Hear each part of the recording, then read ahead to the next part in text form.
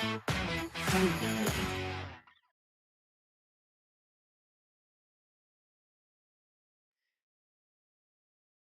everybody. Are we recording here? Oh, wait. Am I recording? You know, it's funny when you record these, it's so simple, right? You just get in front of a camera and you press record. And everyone who has done this before knows exactly what I'm talking about. There are so many things that could go wrong that would ruin 2 hours of your time. For example, like what if this microphone isn't connected? What if I haven't selected it up here? What if I haven't hit that red button there to turn on phantom power? What if the battery isn't charged? Like there are so many examples of people on YouTube recording for an hour and then finishing and realizing they did something wrong and they just wasted the last hour. So that's number one little anecdote I want to share with you. Number two is you saw how I walked up and sat down. Before I did stuff like this, I was probably a little more mean-spirited and critical because I would think, what are you doing? Like, we all know you just hit the red. Actually, on that note, did I hit the red button? I did. Anyways, we all know you're recording. So why are you acting like, oh, you were working over there and now you're coming over to sit and talk to the audience? You know what I mean? But here's the reason why they do that. It turns out it's like really uncomfortable to hit the red button and then just be on, and by on, I mean like you take your personality and you turn it up a notch. Some YouTubers, like they turn it up to 300%, but even like normal folks like us, you still turn it up a little bit. You turn it up 30% over your base personality. But yeah, it just turns out it's really uncomfortable to hit this button here and then just go, hey, everybody.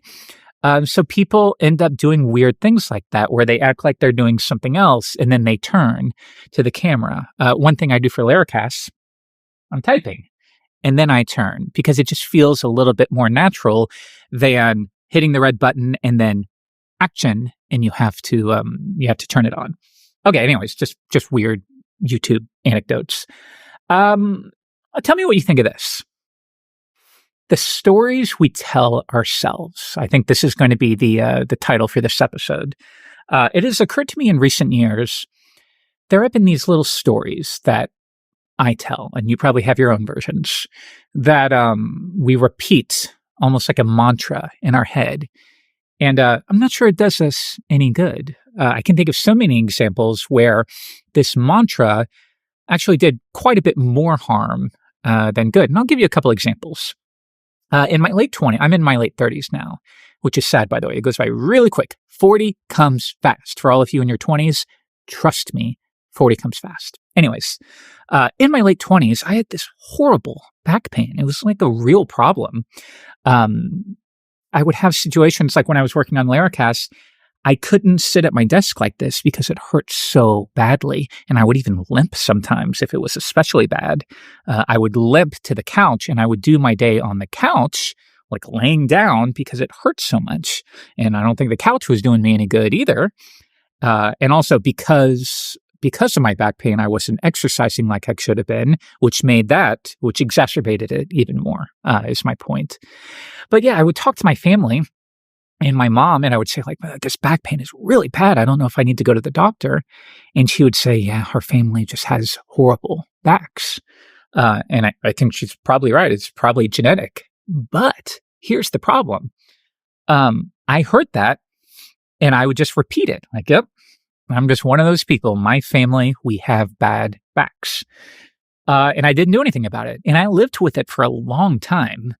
It was never horrible enough where it's like, if I don't go to a doctor, I'm going to die. But it was enough where I was constantly dealing with this incredible pain.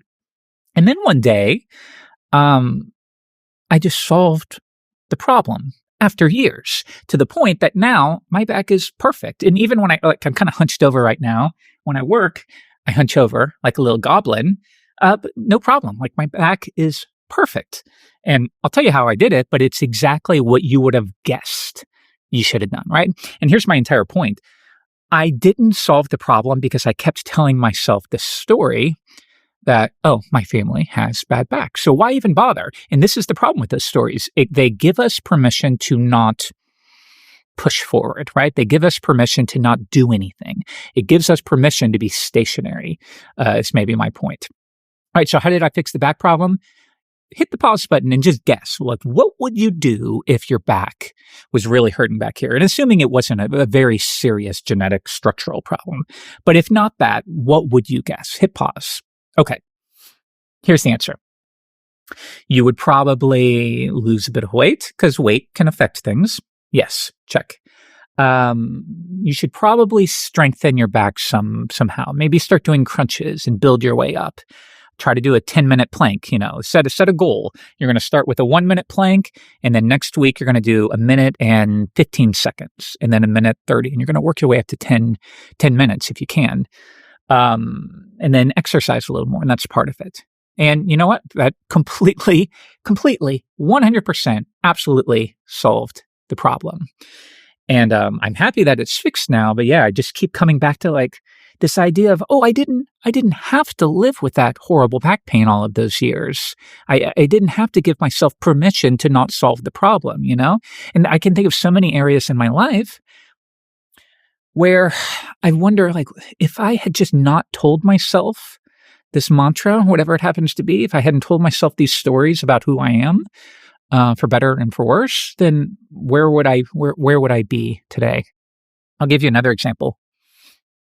I can think of so many things that I've wanted to learn. And actually, I'm going to try to thread this needle to a slightly different topic. We'll see if we can pull it off, if we can stick the landing.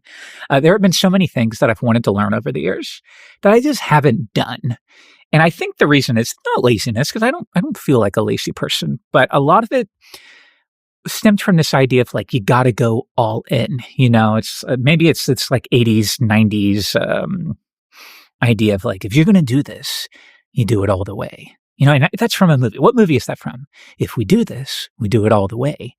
And I think I had that stuck in my head. Like, anything worth doing is worth doing all the way. And if you're just going to half-ass it, don't even bother, man. Get out of here. What movie is that from? It's going to drive me nuts.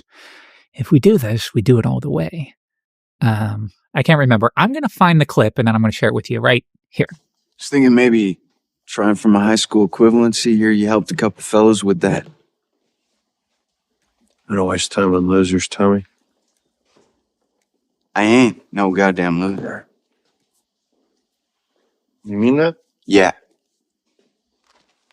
You really mean that? Yes, sir. I do. Good. Because if we do this, we do it all the way. 100%. Nothing half-assed. Okay, but anyways, you know what it is, but I still don't know what the reference is. Anyways, it's just kind of like an 80s thing of you got to be hardcore. You got to go all in or don't even bother. And I think that's really cool for things like for one or two things in your life that you truly want to focus on. But what about all the other things that are kind of on the periphery, right? All these other things you could learn, and maybe you're not hardcore about it, but you would like to learn it, right? Like for me, it's I wanted to learn Spanish. I wanted to actually learn how to read notation, read music. It's funny, I studied guitar all my life, but any guitar players know we have a way of skipping over that part. We learn tablature, we learn improvisation, and we kind of skip, unless you're a classical guitarist or maybe really mostly classical guitar, maybe some jazz. But otherwise, like we kind of skip over the part where you truly learn how to read sheet music. So these are all things where it's like I wanted to do, but I was never invested enough to do it all the way. And it turns out, like, what if you just spent 5 minutes a day on some of these things, right? The thing I had in my head, like, you can't do anything. Like, do it hardcore. 5 minutes isn't going to do anything. It's a waste of your time. So we give ourselves permission. We tell ourselves this story, and we give ourselves permission to not do any of these things that we're curious about. We don't have time. We tell ourselves other stories. Oh, I would love to learn Spanish, but I have a full-time job. I have kids who are very demanding. I have a wife who's very demanding. Hi, honey, if you're watching this. But you know what I mean? Like, I don't have time to spend an hour every single day learning Spanish, so I just don't do it. But what if you had 5 minutes? What if you had 10 minutes? Would that make a difference? And I've realized only in the last couple of years, and I'm in my late 30s, so I'm a little late here. I've realized, like, oh yeah, 10 minutes a day actually matters if you do it 10 minutes every single day. The repetition and the muscle memory you get from that makes a monumental difference. And I don't know why I had it in my head that I needed to be doing like 2 hours every single day, or I need to go to like a night class in order to learn something. Like I couldn't do it in 5 or 10 minutes or 15 minutes a day. I don't know how I got that in my head. And actually, on that note, I don't understand why whenever I'm thinking, I always look there, but it's sort of a Rain Man thing I do. I look here when I'm trying to think, like I'm trying to grab it out of my brain. But yeah, anyways, I've been doing this more in the last couple of years, and it's just made an incredible difference to me. Just not thinking about long time commitments, which I don't have many of. But short commitments, I have plenty of. I can find 10 minutes here or there all over my day. So now I have things where it's like after my morning coffee, I sit at my dinner table over there and I learn how to read music, shape notes, notation. And you know, it's funny. I've been doing it for like 2 months and I'm pretty good at it now. Like I'm not full speed. When I was in college studying music and still skipping over the part where I learned how to read music, my teachers could just look at a piece and read and play it full speed, which always blew me away. Can't do that, but I can actually read it pretty well. And I promise you, I have dedicated 5 minutes a day to it, 10 minutes a day. I have this sight reading book. And my habit is I open it up and I do 2 pages. And the sight reading book is just full of examples. And I grab my guitar, I play through them, I do my 2 pages, and then I'm done for the day. And I've been doing this for a few months. And it's amazing because, again, before I would have thought, like, I really need to spend an hour on this. And the problem is you're just not going to do it. Or you'll do it one day and then you don't do it the other day. And you feel bad that you've fallen off the wagon and then you just stop doing it. But these little 5-minute, 10-minute exercises, I just do it every single day like clockwork. And the more you do it, the more it becomes your habit and you don't even think of it. The same is true with Spanish. My daughter and I are learning Spanish. And we use this app called Duolingo, which is really cool.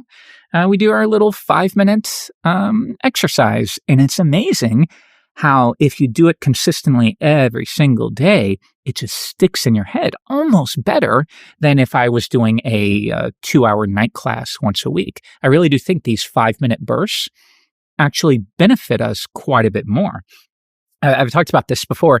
I like the idea that our brains are constantly looking for things they can get rid of, like garbage collection, right?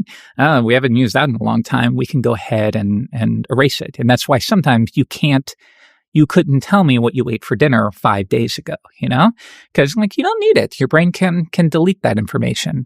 But for the things you want to learn, if you keep reinforcing it every single day, it's sort of like, at least how I imagine, it's sort of like your brain goes, oh, I needed that yesterday. I need it again today.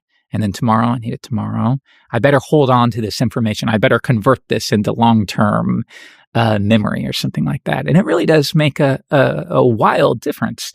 And now I think, like, I'm in my late 30s. What if I had known this and applied this in my teens and it's not like I didn't know it.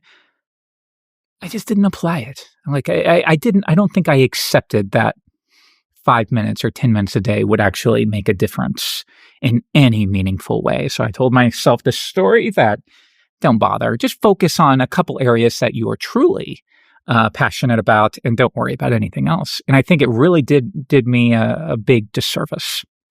Okay, that's it. That's mostly what I wanted to talk about. And I would tell you, think about some area. If you felt similar to how I felt in the past, where you want to learn things and you tell yourself the story that you don't have time for it, why don't you just do it? Why don't you pick something and give yourself, like, set a clock, 10 minutes. Today, I'm going to do this for 10 minutes. And you're not going to make yourself feel bad that you only did 10 minutes because that's enough. That's your routine. That's your habit. You're going to do 10 minutes of learning French or Japanese. Do that today.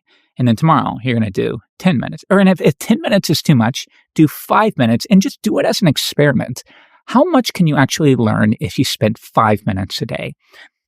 Or maybe there's something at Laracasts you want to work on. I got to tie it back to Laracasts at some point. I spend too many episodes on the Laracasts podcast not talking about anything programming related, which I'm sure is a little bit annoying, but that's just how it is.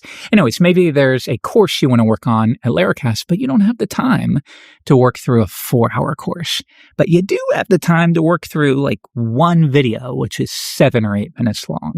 So what if you made a routine of like every day or twice a week, you worked through one video? And that's it. You didn't make yourself do more. You don't have time for 3 hours after your kids go to bed and you're exhausted. But you have time for 8 minutes, and just see what happens after 2 months of putting in your 8 minutes every single day. I think you might be surprised. I know I was. All right, Laracast Snippet. My name is Jeffrey Way. I hope you have a great week. I'll see you later.